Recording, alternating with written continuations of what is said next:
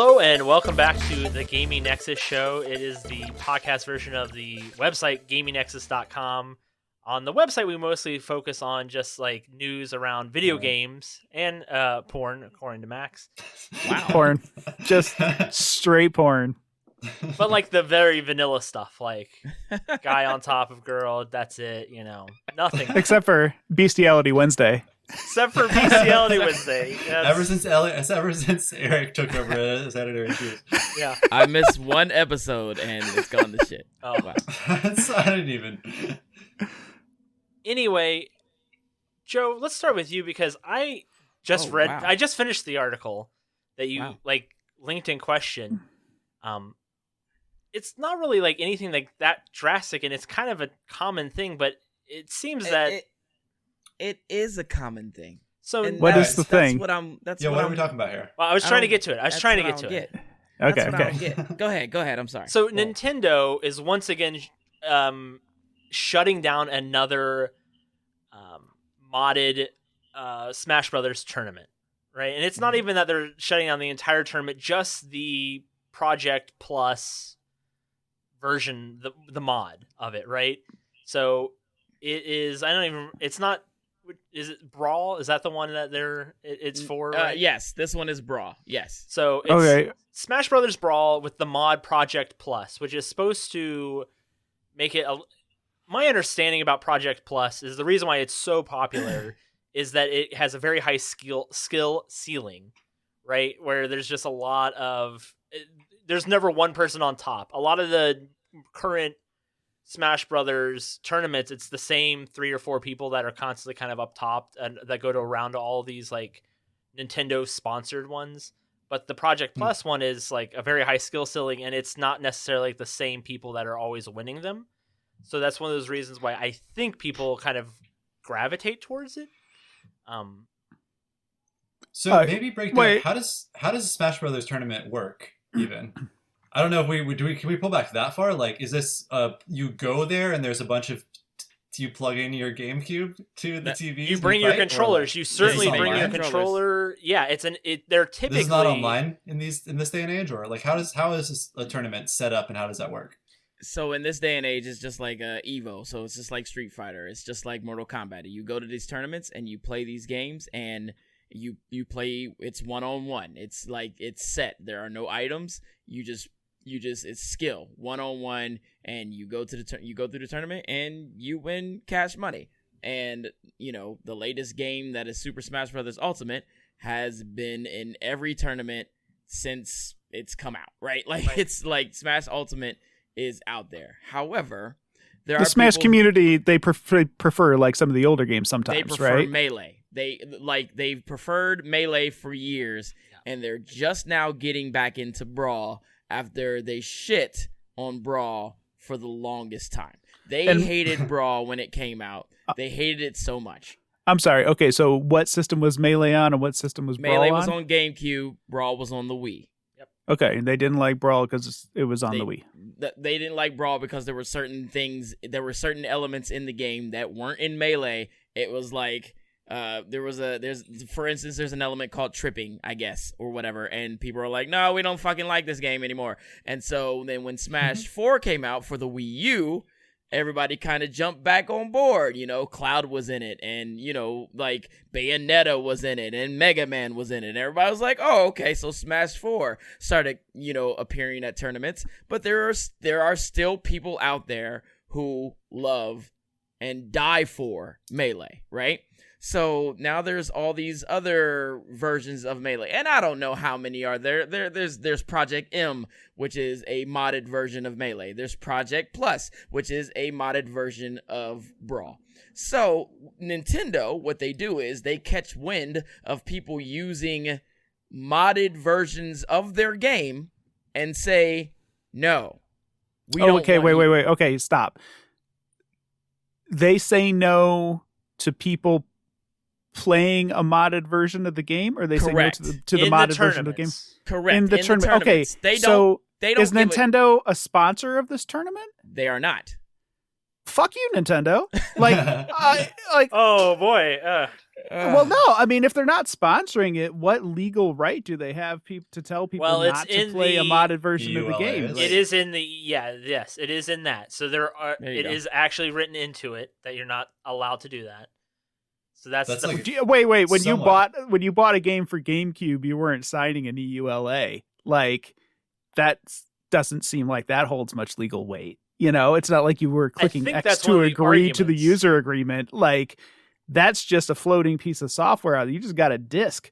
You rip that shit into a computer and do whatever you want with it. You bought that piece of software. Like, I'm sticking with fuck you, Nintendo. Like you're not modding it like costume. Like you're not modding colors. You're not modding like some people.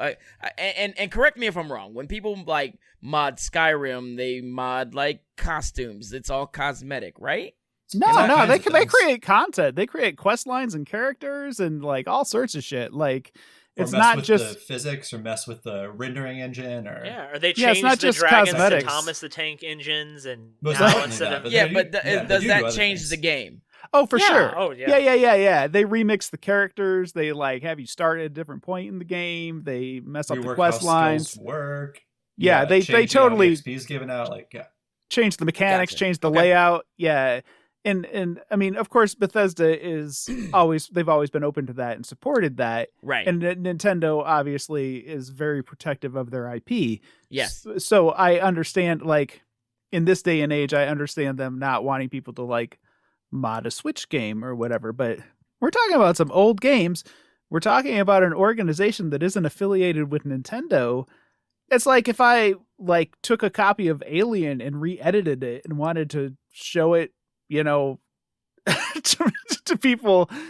I'm not coming over to watch it. That would get me in trouble. That was bad. That is illegal. Don't want to do it. It's a bad metaphor. It's a bad metaphor. My bad. All right, come up with a better one. Take two. Come on, yeah, take two. So Project Plus, what it does do, it further balances the roster. Sure. It fixes bugs that were in the 3.6, which was the last update that the game received. Yep. The entire UI has a fresh coat of paint. Yep. Adjusts movesets to be more fun to play with and against. Introduces new gameplay mechanics to Project M. Includes new features such as those created by the Legacy TE team for Legacy TE 2.5. I don't know what that is, so that last one. Right.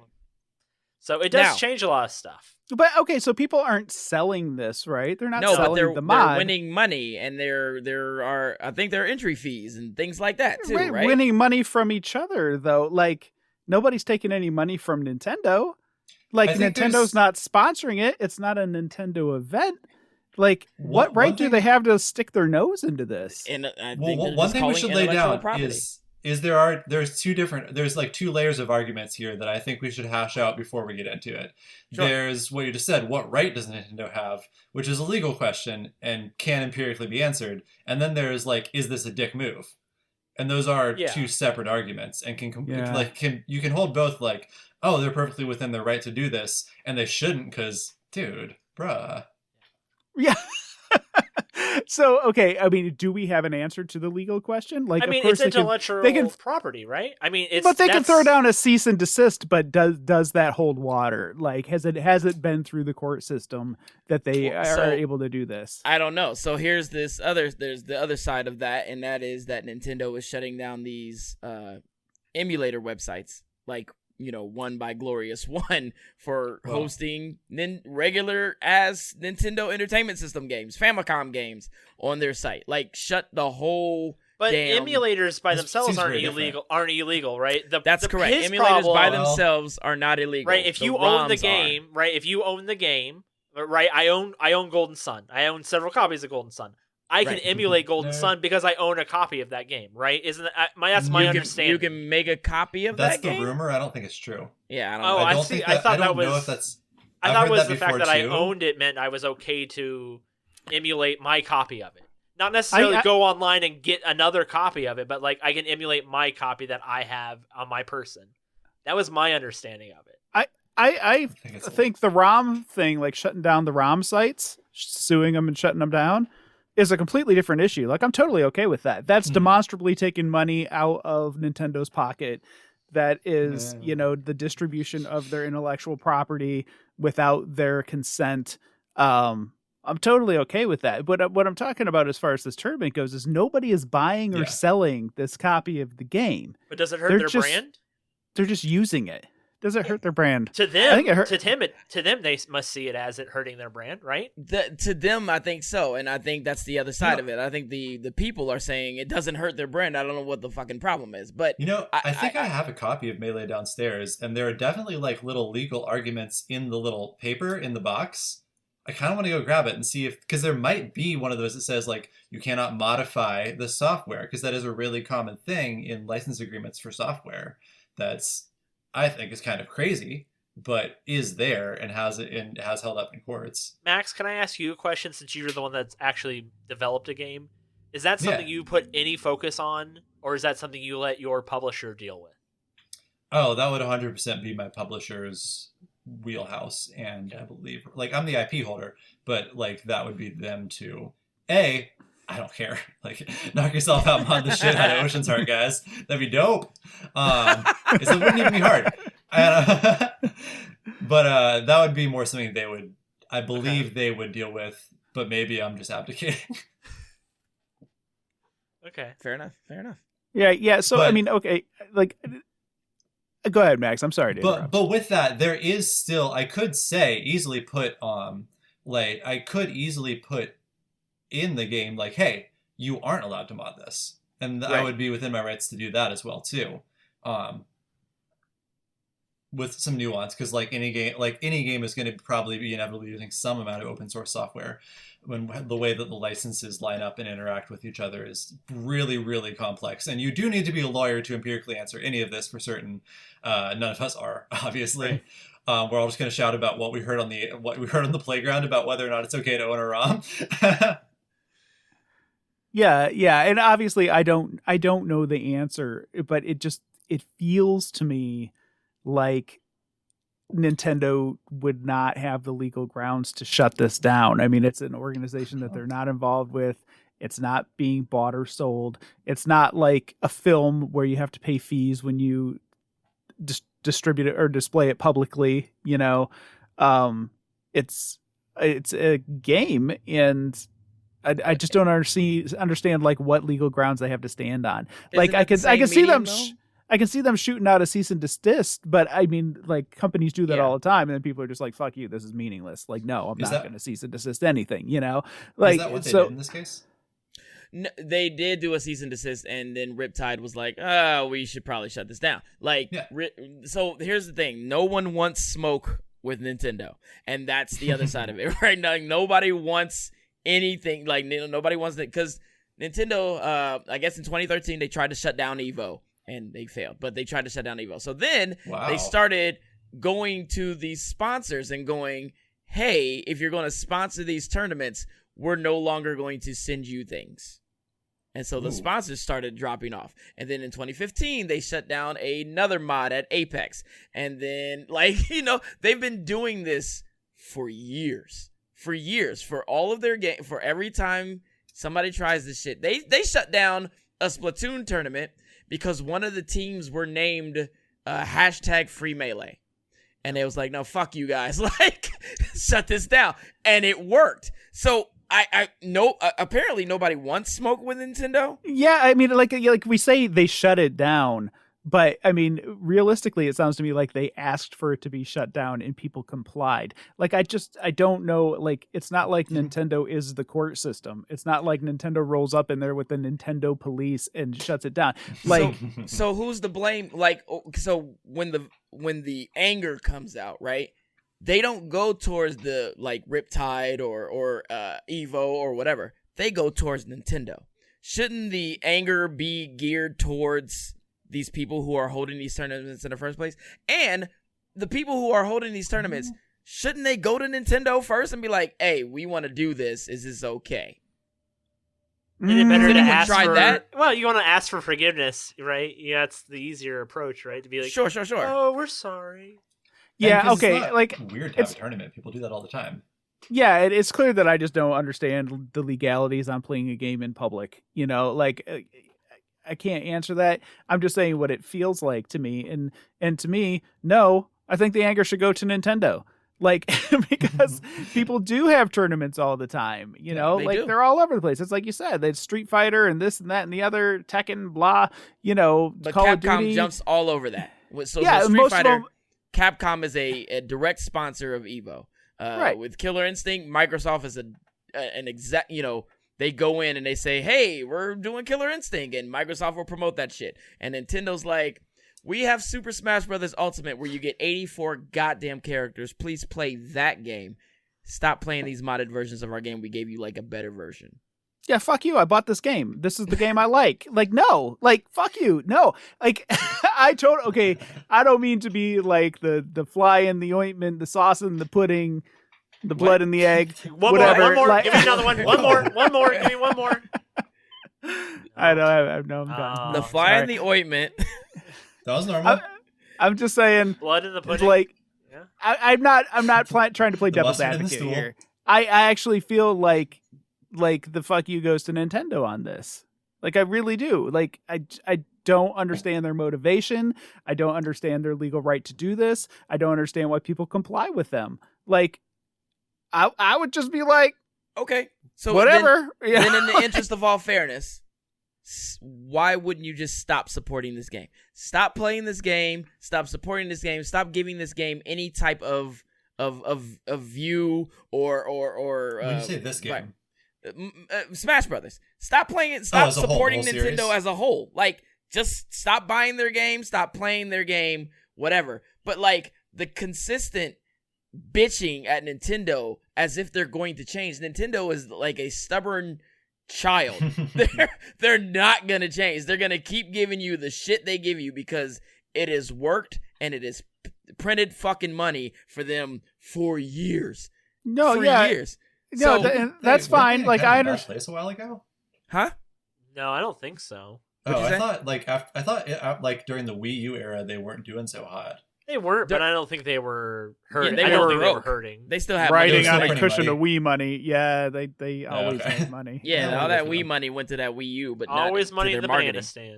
banana stand. That's right. Okay, so as the hypothetical Smash fan, which I'm not a Smash fan, I have no skin in this game. If I want to play the old version of Smash, then why you as Nintendo can't tell me to like the new version of Smash? To go back to my Alien metaphor, I like Alien. I don't like that Alien Covenant bullshit. You can't make me watch Alien Covenant if I want to watch fucking Alien. Don't be a dick. Like, it looks like they've done it since 2013. They did that with the special Smash editions came of out Star Wars. Yeah, exactly. You can't watch them. I mean, the same thing with Disney in the Vault. Like, we don't want you to fucking watch Aladdin for the next 5 years. Yeah, but pull this shit. But if you already have Aladdin on VHS, you can pull out your VHS. I got my box set of the unedited Star Wars down in the basement that I watch on the exercise bike. I got that shit. So I've got my tiny little Melee disc. Right. Yeah. So like, you can't make me pivot to this new version, which as a Smash fan, I probably bought and play and enjoy, but I compete in this older version of Smash. And who are you to tell me to stop?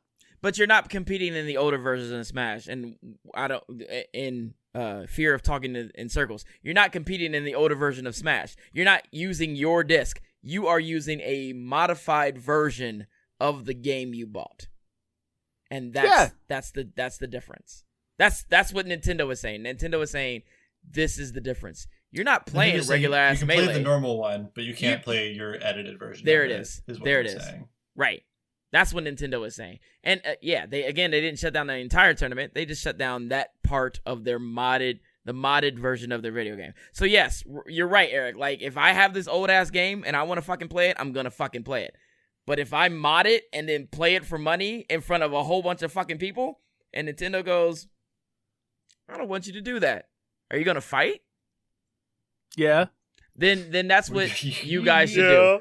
Melee fans, Brawl fans, or Project M fans, or Project Plus fans, fight. Do it. But stop fighting on fucking Twitter because they're not listening to you. Well, no, for sure they're not going to get anywhere. Like, they're not going to get anywhere to get Nintendo to, like, change their ways. Stop going to fucking Reddit. Bitching about Nintendo in public is not going to, like, change Nintendo's policies. I'm more like, I would still have the tournament.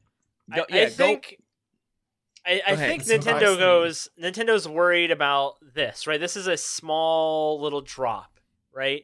But what's next, right? Eventually, we're going to get to Mario Golf, where they're using dildos instead of golf clubs, and Nintendo will not do that, right? Like that's right. Where the smoke, right? There's fire issues. If we let them mod this, and we go, yeah, it's okay. Yeah. Then the next thing, Mario's, Super Mario. Dicking what if I don't know. Yeah, what if they have the tournament on Bestiality Wednesday? Yeah. We're never gonna get another Nintendo game to review ever. We're never gonna get another damn Nintendo game. Man, I really want to play Metroid Dread. I really want to review that. Can we please not fuck this? Nope. Eric's already fucked. It's like a month away, man. Come on. Can we just wait like 30 more days? Yeah, it is interesting. That does make sense, but it as a speculation of why they are so stringent about their IPs or about any sort of thing they can protect legally, because they are just in general super controlling about their brand. Mm-hmm. Like Mario can only be portrayed in certain ways. He's like a very, very rigidly defined character that they want to have control over. So like that is probably the reasoning. You can still at the same time be like, okay, I get maybe why you're doing this. And regardless of whether or not we know that this is legal versus illegal, if a company like Nintendo sends you a cease and desist, if you're going to try to fight them, how are you affording to pay for that legal battle? Like, that's whether right. or not they are in the right, they have the power. And they will fight you. They're going to fight you. They're going to send they're going to dip into that bank account from... Yeah, because they can't afford to lose it, right? They're they cannot afford to lose it. That's right. So they're going to fucking fight and fight and fight, and you're going to lose money, time, and your tournament for nothing. Stop playing the game. So then the people concede, and they're mad at Nintendo. Like, it makes sense. But they're not conceding. This is where I disagree with you, Joe, because I think you can still say, Nintendo, like, whatever, maybe you have the right to do this. It's a dick move, but I still like your product, and I want to hold you to a higher standard than that. I don't think it's as binary of either you worship them as a company and everything they do is right and loving for the gamer, or you can still like them and wish they were better, right? Sure. Like, I don't have to stop playing Zelda and because I wish Nintendo would let people mod Melee. Absolutely. I love the WWE, but they fuck up weekly, and I go, fuck you guys, I'm not watching you next week, see you Monday. Like, that's exactly how it works. Again, I don't know, I'm not fighting WWE tooth and nail and going, why the fuck did you let these guys go? Like, I'm not doing it. Like, it's out of my control. It's out of my control. Are you just mad at like the public airing of grievances? Is that what it is? It doesn't make any sense. It does nothing. You guys, it does nothing. Find a different way to fucking fight. Find a different way to fucking fight. This is like Eric suggested. Like, hold the tournament anyway and see what happens. Happens. Or go fight in the parking lot at a Burger King. I love those videos. That's the best. Oh, in the parking lot. I love a Burger King parking lot fight, dude. It also doesn't help that the Smash community has been like, I mean, I'm sure you can look all this shit up, but all the sexual harassment cases that came against a lot of those motherfuckers. Really? But that is a different story. Against who? The Smash community. I didn't know. Oh man. Let's pivot. Yeah, Hey. pivot out of there. Anyway, what I was saying. Are the Smash tournaments? Are the Smash tournaments like Woodstock '99? Is that like what's going on there? Miyamoto, meet me at a Denny's dining room at 3 a.m. We're throwing down. We're like that's what Joe's saying. Woodstock Me Too is what I'm saying. Yeah, it's bad. It's bad, dude. It was bad. Anyway, that was my pivot out. Thank you. All right. Good talk. That was a good one. Yeah, that was interesting. Eric, let's talk about feelings. Let's talk about emotions. Emotions. I'm sorry. You get so emotional, baby. I have never heard of Life is Strange until this past spring when the new Life is Strange True Colors. Right. Yeah, I don't know how I just passed it. This is literally the 5th game in the series. Yeah, man. Is it? Yeah. 5th, 3rd in the main line, and 5th overall, right? Yeah, so the first game, Life is Strange 1, was released episodically, kind of like the Walking Dead games, the Telltale Okay. Is that Telltale that makes those? It is.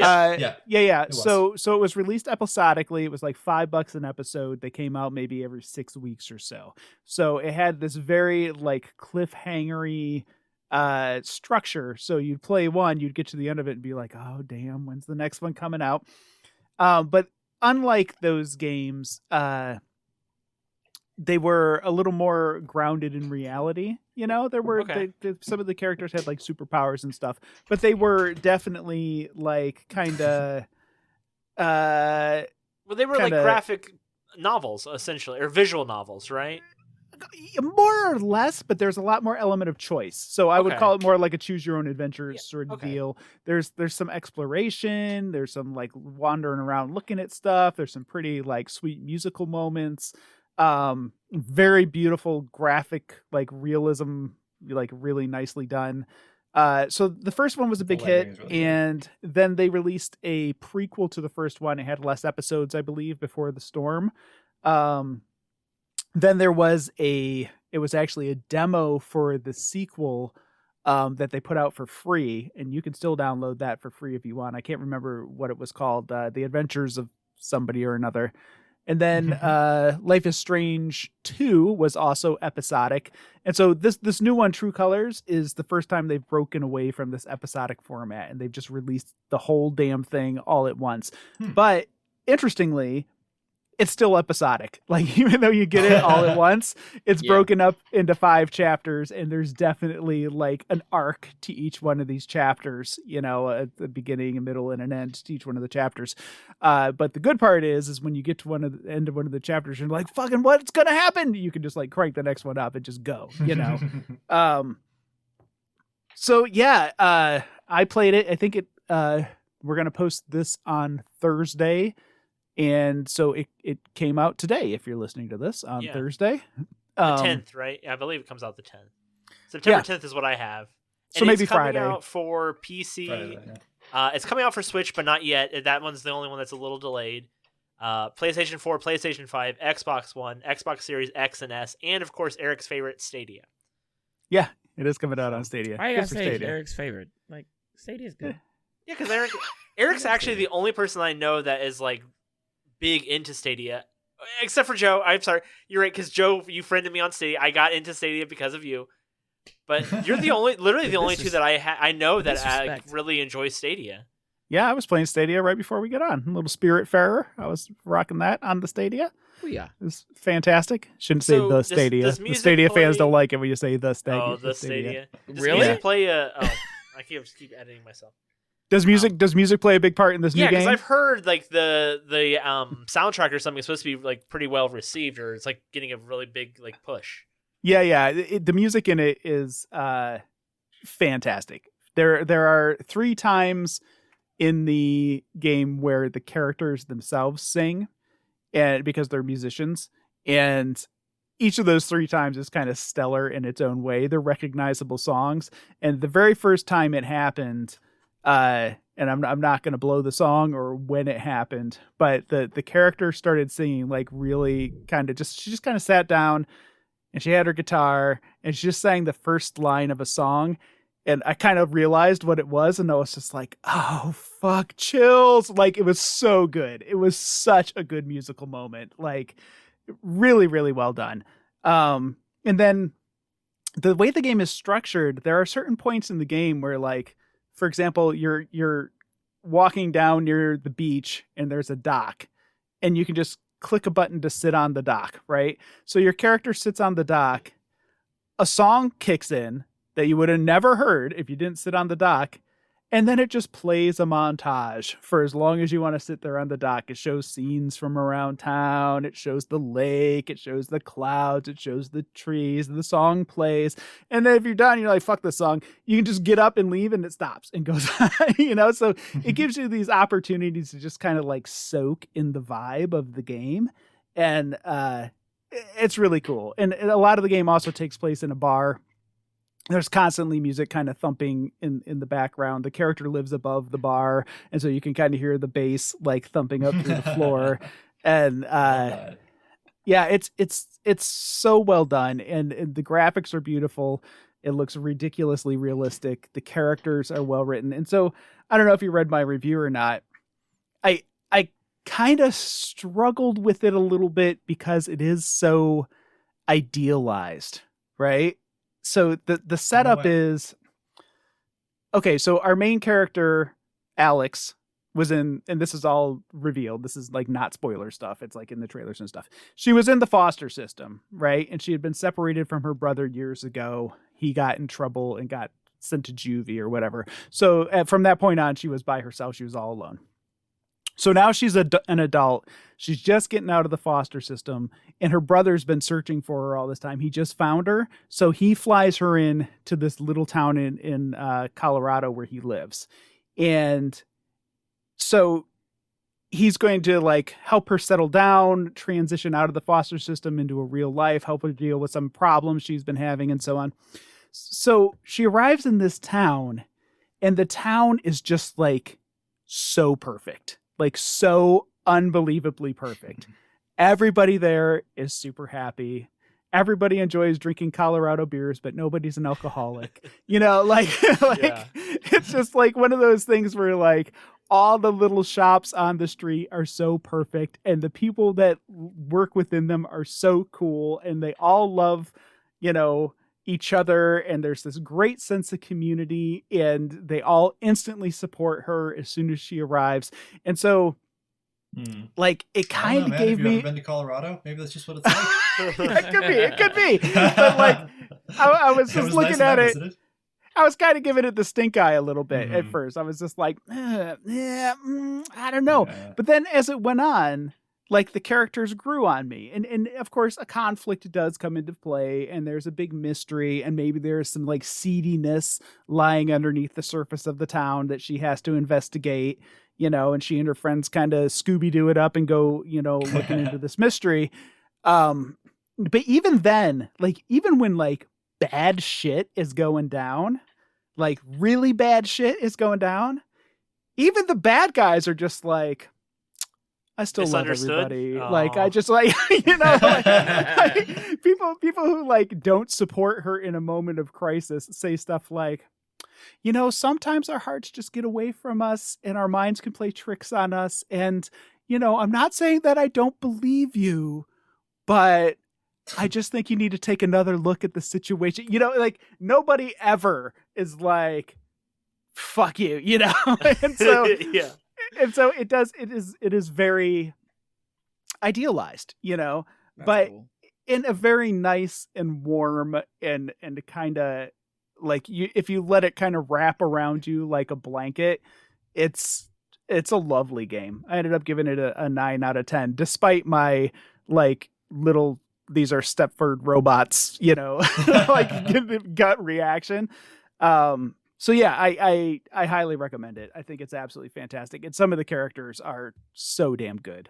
Just so damn good. And there's like little romance. You can either like romance the guy or you can romance the girl. And they're both super appealing, like great characters. And yeah, it's just good. It's good. It's a good game. Did you think the playtime was pretty good? And what's the replayability like, do you think? If you had to guess? Okay. So yeah, I say I averaged probably about 3 hours per episode. So I probably put about 15 hours into it. Oh, nice. I was pretty slow. I got off the beaten path a lot. Like if something was happening like at point A, I'd go wander over to point C to see what was going on over there. You know, like I really wanted to like not miss anything. So you could probably actually get through it in about 10 hours if you're not, you know, really stopping to smell the roses, you know, and checking out every single little widget like I did. Replayability, like it's probably pretty good. I don't know if I want to do it because like I liked the decisions that I made. Like the decisions that I made felt pretty true to me. And so like part of me wants to go in there and just be like, act like a dick the entire time. But that makes me feel like I would wreck it. Like I had this experience and I don't want to wreck my memory of that experience. And so I'm not 100% sure I want to do that. Like, I don't know if I want to go in there and betray who I made my Alex out to be, you know? Yeah. Just for the sake of seeing some different scenes. I do think that most of the major plot points will probably play the same for everybody. So, like, I think like whether you take the highway or the side roads, you're still going to go to Colorado, like you're still going to see a lot of the same stuff. So, yeah, maybe someday I'll do it again. But for right now, I'm pretty dissatisfied with the experience that I had. Nice.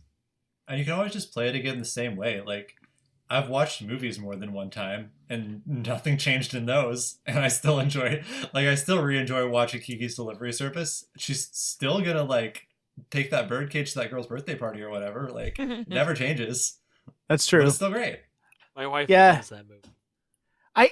Do you guys, when you play a game, like, and you have the opportunity to be a good person or to be a dick, do you always go one way or the other, or do you vary it up? Do you change it up, like, on the fly during the same game, or you just be like, I'm going to be the Paragon the entire time? The very first time I got to experience that was the Star Wars game, Knights of the Old Republic, the first one. And I was in high school at the time. I might have been a junior, maybe a senior. And I went straight Sith because I was just like, oh, I can do that. It was so cool to, like, get to experience that, because it was the first time that, like, you got to play as a Sith in a Star Wars game. It was just, like, so new and cool and different. And I was edgy and a teenager and, like, red lightsabers, I'm going to murder everybody. And that was the only time I ever played like that. Every time I play Mass Effect, I always go Paragon. Every time. I don't know. I like that. I like that version of Shepard to me. Yeah. I know in Knights of the Old Republic 2, they purposely made being a Jedi harder than being a Sith because it's harder to do the right thing. Like, they purposely made that choice. I think the Fable games did that as well, where they're like, the harder choice is like the hero's choice. Like, so if you're going to play a hero, it's going to be a harder game. You're not going to have the best weapons because you didn't steal the best weapons. See, so like Fable's mine. Fable's mine. Fable's the only one where I went, like, hardcore evil. Like, I'm murdering towns. I got the horns and the tail. Chicken chaser. Yeah, totally. Yeah, 100%. And but the rest of the time, like, I have a really hard time choosing the bad choice. Like my moral compass doesn't allow me to choose the bad choice. Yeah. And even if I want to see what happens if I choose the bad choice, you feel bad. Like, yep, that's me. That's me all day, man. I even, like, things that don't even change the way it goes. In Zelda, sometimes you can or Skyward Sword. Sometimes you can answer with, like, a smart remark, and I'm just like, I don't want to. I can't. It doesn't even change the outcome of the game. I just can't. It probably doesn't even change the dialogue that's about to follow. Nope. And I will never know.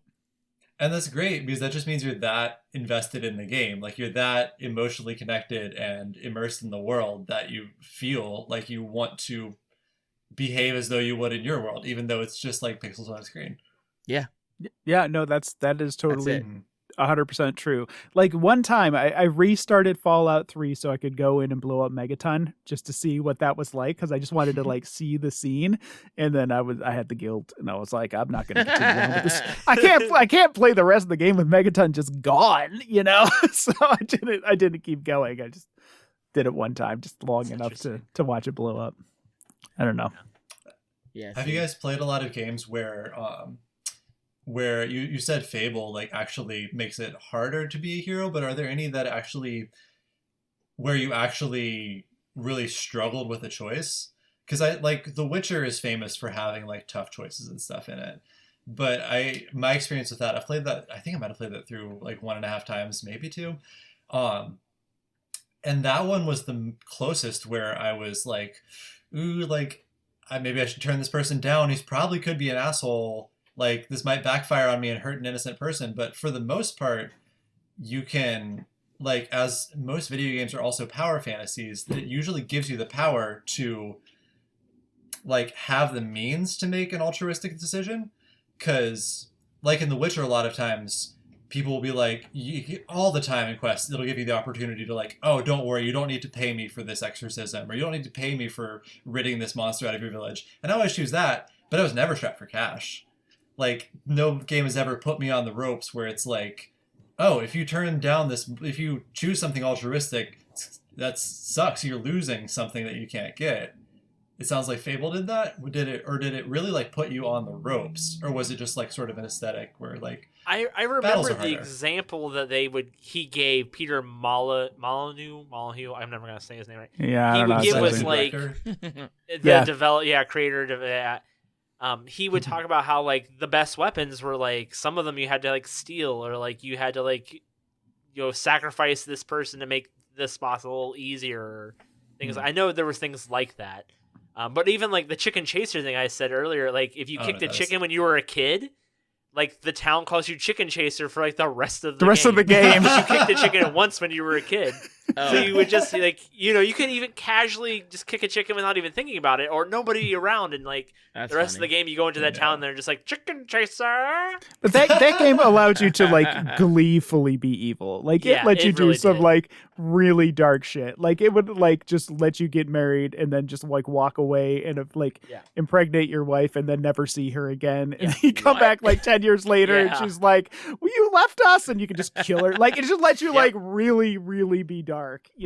Damn. And so it was kind of fun to be evil in that game. It's funny you say. Oh, sorry, Eric. I didn't mean to interrupt you. I was just gonna say that True Colors, Life is Strange, True Colors does have a few moments like that. It does have a few moments where it puts you on the ropes, where like you have this choice, and neither one of them is clearly the good or the bad choice. Right. Like and so you're sitting there like, how is this gonna come back to me? Like what? Like I don't know which way to go. And so you just have to end up picking one, whichever one seems the best to you. And sometimes it is not, like it doesn't work out so well. So it's cool. And that reason right there is why I couldn't finish the Telltale games, because it was like, I don't know what decision to make here. And then you make what you think is the right decision, and then it turns to the other person and goes, this person will remember this. And I'm like, wait, what the fuck? What am I doing? So, it's. That's kind of I was going to say... Because you're not choosing, in that case, the good decision versus the bad decision. It's ambiguous, and you're maybe making the best decision you know how to make, but you're not like saying... I'll turn down something that I need in order to make this NPC that literally is just code in a game to make them feel better. Right. Which, like, I think we're all prone to doing. We just want to make these fake people feel better. That's exactly the example of that happens in Life is Strange. There is a moment where you can make someone feel better, but like the repercussions of it might not be good for them in the long run, because like basically and this is not a spoiler either, the main character Alex has almost superpower levels of empathy. So she sees auras around other people, so she can tell if they're scared, she can tell if they're sad or super angry. And when someone has very strong emotions, they leak onto her. So when she's confronted with somebody who's like full of rage, she flips out and like just like starts beating people up, like she just can't handle other people's emotions. And so there is a point where someone is super, super sad, and she discovers that she has the ability to remove that emotion from them and pull it into herself, like take it completely, not just have it leak, but to take it completely. And then it's kind of like, what are the repercussions if you do that? Like, this person is sad for a legitimate reason. Like, do you need them to work through that emotion, or do you just want to give them this reprieve because they are so upset right now? And so that's really interesting. Yeah, it's a really like, oh, what do I do? Like, and it's really set up well, and it makes for a very interesting choice. So very nice. Well, Max, you had mentioned right as we started to record that you had found something in the final seconds before we started recording that you thought was worth sharing. Well, I don't know. I didn't say it was worth sharing. Oh, but, I'm sorry. But so, listeners, Elliot, until like the last episode or maybe the one before, Elliot has just done all of the work on this podcast. He's still doing most of it, but he said, "Hey, can you guys like maybe come up with some material instead of just rolling out of bed and showing up onto the podcast or whatever you losers do?" Was I think what he typed in the Slack? Yeah, I think that's word for word, pretty close. Yeah, I got a great memory. So I forgot that we were doing that, and I remembered we were recording today, and I was like, oh shit, I gotta come up with something. So while I was pooping, I scrolled through Twitter, and I didn't really see anything there, So like 15 minutes before. So like at work today, one of my coworkers is named Kirby. And at work, he was like, he was going out to lunch with someone else, and our team lead was like, "Bye, Meta Knight," and we're like, "What?" And he's like, Kirby, Meta Knight. They're both characters from Dreamland. They both live on Popstar Planet or whatever. And I was like, "Huh, I don't know shit about Meta Knight." So what I've done for you and all of our listeners is the selfless service of spending 20 minutes on the Wikipedia for the Kirby's fandom, figuring out what is Meta Knight's deal. Wait, what is Meta Knight? What? Yes. Yeah. So I've done some research, and I don't know if I can say that I got to his true nature, but I got some facts. Joe is literally bouncing in his seat and excited. He is so jazzed about this. So it's not, it's not Mennonite like the religion. It's not. No. Meta Knight. Meta Knight. The Meta Knight, like Meta Knight. Yeah. META. Not Mennonite. Okay. Yeah. Sorry. We're gonna talk about. Yeah. So Amish Kirby, people, you're a big puffball. There's the king is named King DDD. I think he's a duck, and the Amish are there. Building barns and shit. Yeah. If you always wondered why Kirby's hammer is so sturdy, Mennonites.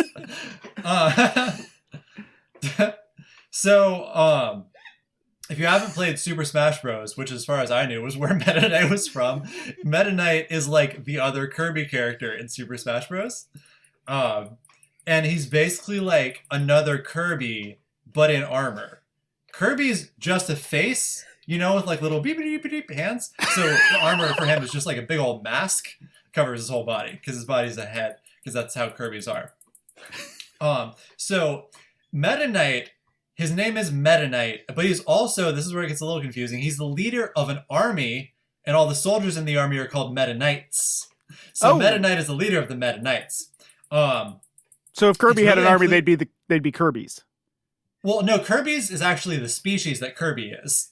Yeah. So Kirby is a Kirby. Slut. So they're both. Well, no, that's where it's unclear. So they're both Kirby's. Meta Knight looks. Are all the Meta Knights? Are all the Meta Knights Kirby's? Well, so they look like Kirby's, but it's a little unclear because the difference is Kirby and Creeby, the other Kirby that we know of. Most of the other Kirbys in the Kirby species are clones of Kirby, but there's also Creeby, who's not a clone of Kirby. Most of them look just like Kirby, but they're different colors.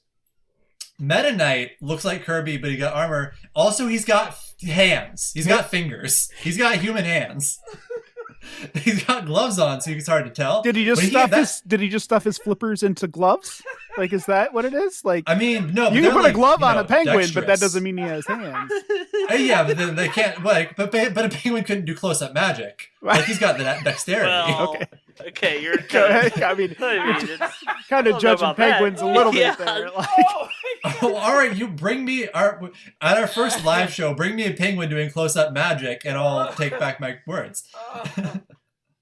So yeah, that's why it's unclear, because it's mainly the fingers that people are caught up on. Like, Kirby's don't have fingers, and Meta Knight does. So, also he's thousands of years old. Meta Knight is? So we know about his backstory. Yeah, Meta Knight he was involved in a war against Nightmare, aka Inamine. I don't know. He's this celestial dark god has sort of different names in the anime and the games, but he's the Nightmare from Nightmare in Dreamland. Nightmare in Dreamland is like Babes in Toyland, which is about the pigs when they go to Toyland. Thousands of years ago, weren't there Nazis in Babes in Toyland? I don't know. I just know it's a movie. It's a movie, right? Yeah. All right, never mind. Sorry. There's no Nazis in Kirby. Don't worry. So, thousands of years ago, this Nightmare was trying to take over the world, and Meta Knight and the other Star Warriors. Wait, let me check my notes. Watching Joe is the best part of this. Yeah, I forgot to write this down. I think they're called Star Warriors or Galaxy Warriors or something. They're involved in a war, and Meta Knight was like the sole survivor. Thousands of years later, he's just a dude who's around. So, he first showed up in the game Nightmare in Dreamland, which is a Kirby game. I didn't look up when it came out. Is Meta Knight a good guy? We'll get there. Okay. So he looks. Have you seen it? Have you pulled up a picture of Meta Knight yet, Eric? Well, Elliot put something in the chat, but I haven't clicked on it because Okay, let's all click. I'm enthralled. I'm enthralled in your narrative, so I haven't really wanted. Okay, good. Just pull up a picture of Meta Knight for Okay, reference. I've seen this dude. I've seen this dude. Yeah, he's in Smash Bros. Yeah, there's like toys of him and stuff. Yeah. Yeah, great design. Like he looks like if Kirby had on like a knight mask and he's got a sword and pauldrons and a cape and he's like flying around. He's got bat wings sometimes. They just sort of poof. He's got bat wings. Dope. Yeah. So he first showed up in the game Nightmare in Dreamland. The plot of Nightmare in Dreamland. Spoilers. I think this game is from the 90s though. So like I don't know. Nightmares come to Dreamland. And King DDD, who you think is a bad guy because he was a bad guy in an earlier game, he's taken the Star Rod, which you may also know from Super Smash Bros., which is where I know everything about Kirby. My wife calls it that. Yeah. What? Takes the Star So King DDD has destroyed the Star Rod. He's broken it into a bunch of pieces so Nightmare can't get it. And Kirby is like, what'd you break the Star Rod for? This is causing problems. We need the Star Rod to be in the Fountain of Dreams. So Kirby's collecting all the pieces. He's got another wife joke for that one. Boys, this is important. Kirby's collecting all these pieces. Little does he know he's falling into a trap. It's just like the spiritual stones in Ocarina of Time. So, Meta Knight has one of the pieces. So he's just like this sick-ass dude with bat wings that Kirby has to fight to get a piece. So Meta Knight in this is initially showing up. He seems like a bad guy, but actually he's trying to save Dreamland, working with King DDD, who himself is kind of a tenuous character. So you fight him. And eventually he shows up and helps you like defeat the Nightmare. And he's like sort of like this, was he a bad guy? Was he a good guy? He seems to, care about the realm of Dreamland to some extent. Next appearance. This dude shows up and now he wants to take over Dreamland because he's like, everyone here's lazy. I need to rule the world because Kirby is lazy. Really? That's the motivation? Yeah. They're lazy? So he tries to take over the world, and the entire game, this little, I think it's like a side game, you invade his airship and get in a fight with him, crash his airship. All of his crew is like, Meta Knight is like, he's all chivalrous and all, he's like, you guys, you gotta flee. I'll handle this myself. Get off the ship. Try to survive. And his crew is like, no, Meta Knight. We're Meta Knights. We love you. We'll help you stay and fight. And he's like, thank you. And then the ship crashes. So I assume they all die. But Meta Knight has wings. And Kirby just does that whoop, whoop, whoop. So he's fine. Right. And then they like fight in the air. And you stop him from taking over Dreamland. And then next thing you know, he's a good guy in the next game. So he gets sucked into a mirror. When Kirby's are not being lazy, what do? Do they like farm? When they're like not being lazy? Yeah, he's mad at them because like they're during lazy. the games. Like yeah, well, during the game, Kirby's saving the world. I see, by, but when by eating its inhabitants and taking their powers. He's either it's a little dark. It's a little dark. He's either saving the world or he's being lazy. There's not a. I mean, Meta Knight. Meta Knight had some valid points. So what about that? What about that? No, Eric has questions. Let's listen to Eric. Yeah. I was just wondering about that yarn one. Isn't there like a yarn one? Yeah. Oh, yes. Yeah. So yarn ones, actually. That is, I think, maybe the most recent appearance of Meta Knight out of the Smash Bros. Or besides Smash Bros, which not canon. Maybe it's canon. I don't know. Is I think basically the person that's turning everyone into yarn just turns Meta Knight into yarn, or like makes a yarn version of him. And you aren't actually really dealing with Meta Knight. You're dealing with the yarn Meta Knight, which in my head doesn't count. So I didn't read that article. In okay. Wikipedia. All right. Yeah. Is Kirby the same Kirby in all games? Because like Kirby's Dream Land, it's like a white Kirby. It's not a pink Kirby. I think that's just. That's just like Game Boy Color. I was just gonna say racist. That's super racist. It's racist. You got How is it racist? It's pull up the true. instruction manual. Pull up the instruction manual. So you're saying that the Kirby could be like a clone, or it could be a different Kirby? Well, there are clones of Kirby, but that is not a Jesus clone Christ. of Kirby. What? Who's they're cloning Kirby's? This Oh my god. So one of the things that clone Kirby is the Amazing Mirror from Kirby and the Amazing Mirror. Yep. See, what happened there is Meta Knight got sucked into the Amazing Mirror because he could sense that the Mirror Realm was in danger. Okay. And he's like, I gotta help those men in the Mirror Realm. Also, he can talk. Oh, he can talk? he can whole ass talk. And he's got fingers, and he's thousands of years old. Maybe, wait. Maybe Kirby's evolved in those thousands of years into the current Kirbys. Maybe he's like old school, like he's like Neanderthal Kirby, right? And they used to have fingers and they could talk, but now they don't need to anymore because they evolved out of that into just eating shit and surviving and sleeping on a cloud or whatever. Each other. Yeah. See, one of the theories I read was that Meta Knight is more like a adult form of Kirby, and the Kirby and the other Kirbys we've met are more in like a pupal stage, and they just haven't grown out their fingers or their ability to talk yet. They're maggots. Or their wings. They're like little Kirby maggots. Yeah. Kirby maggot. Yeah. Kirby is a Meta Knight maggot. Those damn Kirbys are in the trash cans again. It's like, hose them out. Yeah. Other really important points about Meta Knight. He almost never fights Kirby without first offering Kirby a sword so that they'll be on equal footing. Because Meta Knight has a sword called Galaxia, created by a fire god.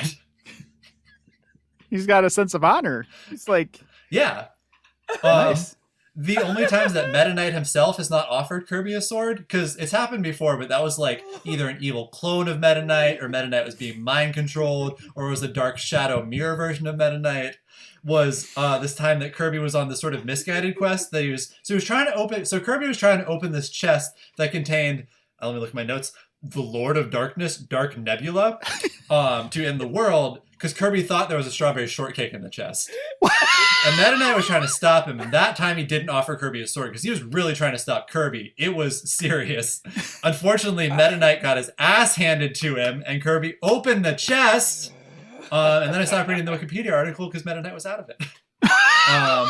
Other important points, his cape is a dimensional cape, allowing him to teleport, which he almost only uses outside of Smash Bros. To do his sick, like, pew-pews. If you break his mask, he doesn't like you seeing his face, so he'll just teleport out of there. Underneath his mask, he just looks like Blue Kirby. I feel like not only did you read this, but it kind of feels like you memorized a lot of it. Yeah. Notes. Yeah. But there's like 3 paragraphs of notes here. All right. I started this at 7 and we started recording at 7:30. This is just fresh in my mind. Will you do this every time, please? I do not have the energy. Don't look up anything until 30 minutes before the podcast. I can do that. Yeah, like this. I need this every. What episode is this? I don't know. This is the one that's going viral. All right, and so I feel like, so the news is Meta Knight. What is he? Unclear.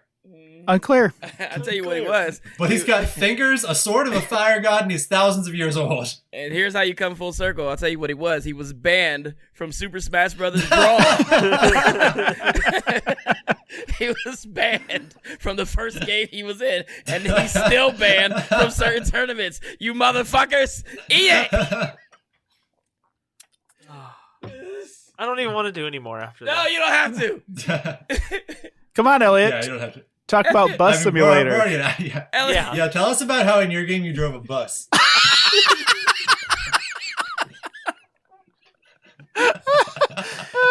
And you really liked it. I feel like getting bullied now. Is this what bullying is? I feel like I'm being bullied. I don't. Oh, God. I can't even top that. I don't know. I'm gonna be sick. No, Elliot. So no. okay, so I'll just so we can go quick with the next segment, but just to we don't have to do 4 segments every time.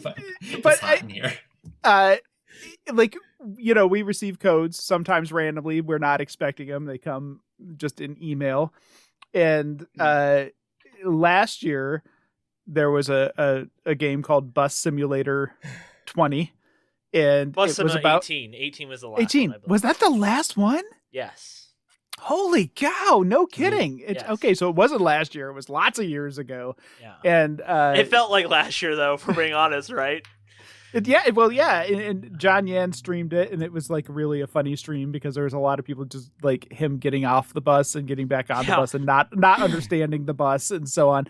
And so the other day we got Bus Simulator, and so when I get a weird game that I think maybe people won't like, I like hype it up in our Slack channel. I'm like, oh shit! The worst part is he'll be like, dude, we're all gonna fight over this one. And the first time I'm like, oh cool, what is it? And then he waits like 5 minutes before he says anything. So there's like 5 minutes of me being like, come on, motherfucker, what is it? Like, I want it. Whatever it is, I want it. And then it's something kind of like less than desirable. Fish Simulator Trout Edition or some shit like that. And and so this time it was Bus Simulator 21. And like seriously, like 4 seconds later, Elliot was like, I'll take Bus Simulator. Like just like totally took it. Like no hesitation at all. Like to the point where I didn't believe him. I'm like, really? Yeah, he was. Yeah, you're like, for real? I was like, yeah. Send it my way. Yeah, so he took it. He took Bus Simulator. And how was it, Elliot? So I've never played a simulator game. I've played like farming sims, like Harvest. I was a big Harvest Moon, Stardew Valley, Story of Seasons, Rune Factory. I was a big like that kind of farm simulator kind of guy. But I don't really think of those as like simulators in the same sense.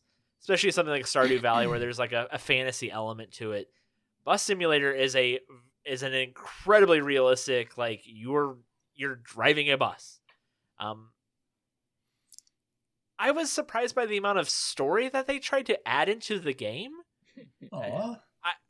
I was like you're moving to it's basically San Francisco. It's a fake San Francisco.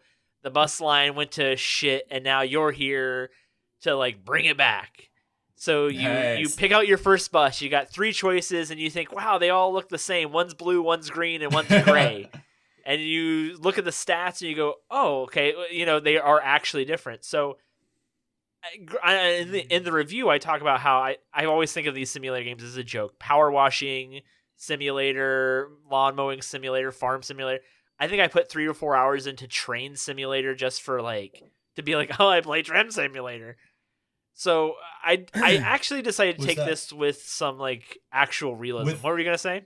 With the other ones you played, when you put in like 3 or 4 hours, did it like bear out your hypothesis that it was kind of a joke? Yeah, like with it felt like a joke. Did you play Lawn Mowing Simulator? No, I've only played Train Simulator. It's the only one I've ever spent any time on beforehand, and it was just kind of farting around. There's a YouTube creator who played the power washing simulator, and it was his most watched video ever. People love that power washing simulator. Yeah, they love it. Crazy. Yeah, I have a friend that just reviewed it on another podcast, and he or she like talked, loved it. So I was thinking, oh, cool, this will be like a relaxing kind of like drive around, pick up people, drop people off, try not to hit anybody. Haha, I'm gonna hit somebody anyway. That kind of thing. Mm-hmm. But these buses, man, there's like over 30 different ones, and I was working my way up to the double-decker. I wanted to buy the double-decker bus. I wanted the double-decker bus so bad. It was very attainable, too. So the cool part, the thing that I really thought was interesting was how they tailor the experience to people who want to put in a lot of time and effort and people who want to just fart around with it, right? You can set the settings to be like X for go and B for stop, and or you can be like, you can play in first person mode and hit the turn signal button and lower the ramp and hit the parking brake and open the doors and take the tickets and give the change back and follow the bus route and set up your own routes and combine routes and expand and grow new buses and choose the color, choose the wrap. What kind of advertising do you want to put on it? What time of day do you want the buses to be running? How many buses do you want on that specific route? Good God. Right? I mean, yeah. It goes deep. It gets deep, Wow. but it's... And so in the beginning, the first hour, I'm like, holy shit, there is too much. There's too much information. I'm given too much. But then you like get into it, and you're like, here comes the bus stop. I got to turn on my turn signal. I got to start to slow down. I got to stop. I got to put it in park. I got to put it on the ramp because the annoying wheelchair person is getting ready to get on my bus. And I say annoying. Oh my God! Jesus, the person that they have. Canceled this week. Edit. We were doing it's not so me for well. saying Meta Knight had good ideas. We were doing so well. We were in there. Elliot, we had it. The person they had to do the voice for the person in the wheelchair is the biggest a-hole you've ever. They're just so like, lower the ramp, lower it for me. And you're like, dude, I just got here. Give me a Everyone else calm, collected, friendly. But the person in the wheelchair that does the voice is so mean to everyone else on the bus. You can hear them yelling at the other people on the bus. They play their music too loud on the bus. You can get out of the seat to go tell them to calm down. Sometimes they get on the bus and they don't actually have a ticket. You got to kick them off the bus. All right. So the wheelchair person isn't annoying because they're in a wheelchair. It's they're because annoying they're for all the other reasons. in a wheelchair. Yeah, Okay. Backtrack. Assholes can break their legs too. But eventually, I found like a zen-like moment with it where you're just like, oh, I'm going to ride the routes, and I'm going to change the time of day and then do it at night, and I'm going to drive in the rain, and I'm going to drive on this side of the town. You know, there's very little Grand Theft Auto involved in this game, right? If you make too bad of an accident, or a turn or whatever, it corrects you automatically. It'll just like reset you, so you just retry that turn again, right? Oh, nice. You get penalized for hitting a pedestrian or a car or driving over a curb, So I went into it thinking this was going to be kind of silly and I would just fart around for a little bit and eventually I'd get bored and I'd like get out of the bus and start running around. And you can do that. You can get out of your bus at any point, just start walking around the downtown. There's nothing to stop you. But it was like relaxing. It was fun. I was enjoying it. I had much more of an enjoyable experience than I thought I would. I thought I was going to really hate it. The controls I thought were really solid, which I think are probably the biggest part with this game, right? You need to have if you're going to have a simulator game, you need to have solid controls. And the game did. It was surprisingly fun. So I'm going to go back to it. What do you do in Bus Simulator 21 to celebrate Bestiality Wednesday? Oh, well, there's this lady that rides the bus that only tells cat jokes. All she does is tell cat-related jokes. Go to ad break. Ad break. Every time she talks about her cat. Speaking of cat, what about Casper mattresses?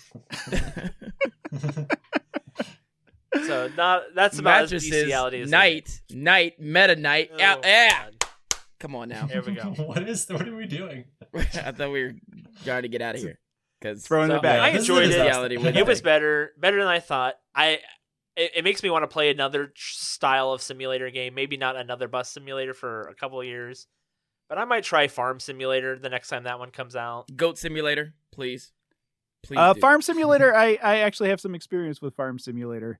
It is real. Like it is like till the soil, aerate the soil, plant the seed, water the soil. There's a lot of like driving in rows and buying new equipment so you can drive in rows more times. Like it's definitely like a simulator. Like it is no joke. And I did the same thing. I tried to Grand Theft Auto around on it. Like I'm gonna Saints Row into the ocean, and it doesn't. They don't want you so much. Yeah. They don't want you. So you're not gonna have. I mean, if that's what you want with a simulator game, you're not gonna get it with Bus Simulator for sure. Elliot, you gave it an 8.5. Yeah, man, it was an enjoyable experience. Wow, I liked it. I liked it more. I liked it. I went in with really low expectations, which I think kind of was part of that. Right, I kind of just expected this to be a very mediocre. They made this in a weekend kind of thing, and they absolutely did not. Name other games that you liked it more than. Did you like it more than Zelda? Which Zelda? Yeah, I did not like it more than Breath of the Wild. I don't know. Breath of the Wild's probably a 9 out of 10 kind of game for me. Mm-hmm. So Breath of the Wild is like half a point more than Bus Simulator 21. Look, there was just something about it, man. There's Mario just something Golf? about like Mario Golf. Yeah. Mario Golf was disappointing because it just was half of a game to me. I so felt Bus like Simulator was literally missing. Better than a Mario Bus Simulator Golf. feels like a full game. Better than Mario Golf. I'm playing a full game. Yeah, better than Mario Golf. Wow, Nintendo's coming. No, I'm just joking. Like I know you can't compare apples and oranges like that. But it feels like a full game. It feels like a full game. I don't feel like I think it would be worth the price. I'm sure it's a average price $49.99 game. I think it's $49.99 if I'm not mistaken. I could be wrong on that, but Bus Simulator 21. That's right. Oh, Let's yeah, have put the silence price on while Google. some of us. This shows that Elliot has a very open mind towards games. He went into it with an open mind, and yeah, there you go, $35. That's not bad. I think it's Well done. It was a good review, and it's one of the few reviews online. There's only two. There's only two reviews online, and you're one of them. Check that out, Elliot. Yes. How about them apples?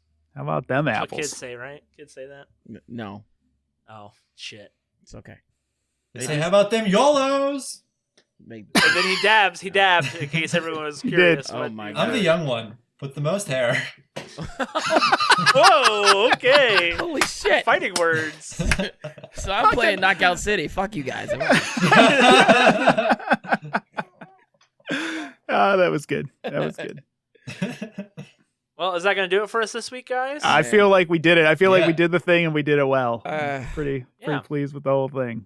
Well, cool. Remember, you guys can always go to our website, gamingnexus.com. You can also follow Joe, or you can look at Max's game. All those things will always be in the show notes of the show, or on our website as well, too. So we'll be back next week, same time, same channel, all that same stuff. Until then, I guess we'll see you later. Bye, y'all. Bye, y'all. Yeet.